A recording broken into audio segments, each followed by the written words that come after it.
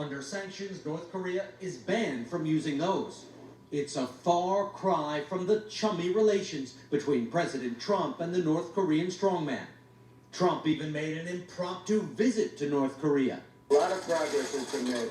A lot of friendships have been made. Those cozy relations did calm things down at times.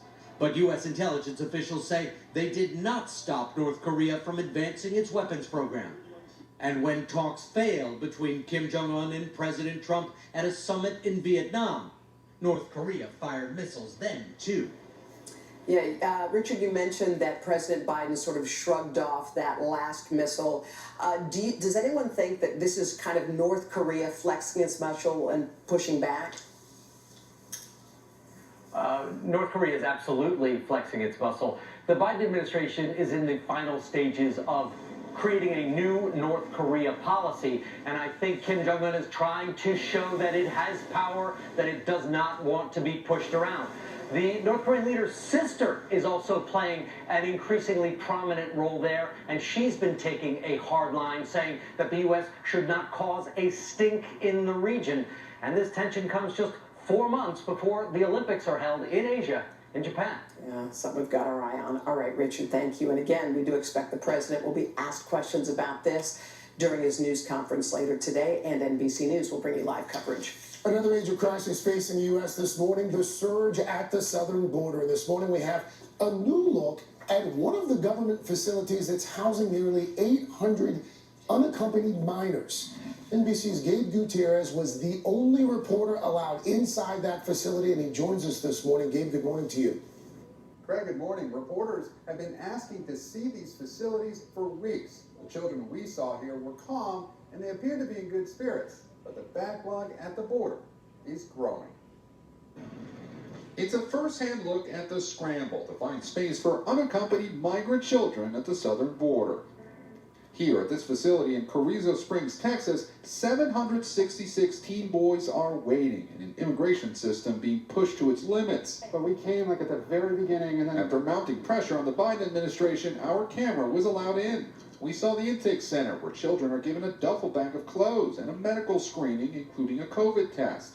108 of them, or 14%, have tested positive. Here are their bunk beds, 4 assigned to each room. We also saw a dining hall, classrooms, and an outdoor recreation area where they played soccer under the bright Texas sun. The buses with migrant teenagers head down this long, dusty dirt road and turn into the facility right there. The teenagers don't know how long they'll be inside.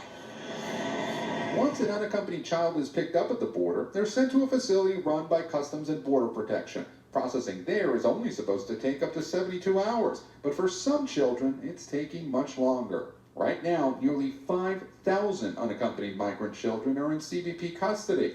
After that, the children are taken to facilities like the one we saw, run by the Department of Health and Human Services, until they're placed with a relative or sponsor in the U.S. More than 11,000 are now in HHS custody. Conditions are clearly better, but it's never right to have 766 kids in any place together.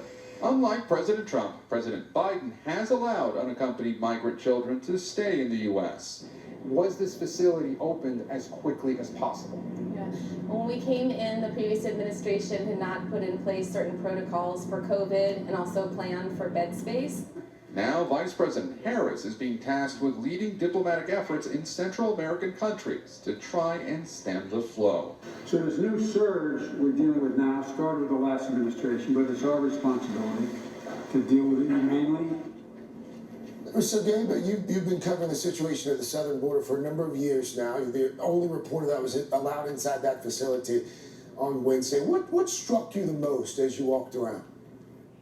Well, yeah, Craig, it really is a monumental task to get all of these children placed with either a relative or a sponsor in some part of the country, and the officials here are just trying to get them to some sense of normalcy. Now, we should point out those images of overcrowding that we saw earlier in the week, that's not this facility. Those are Customs and Border Protection processing centers, and the Biden administration still has not allowed access to those yet.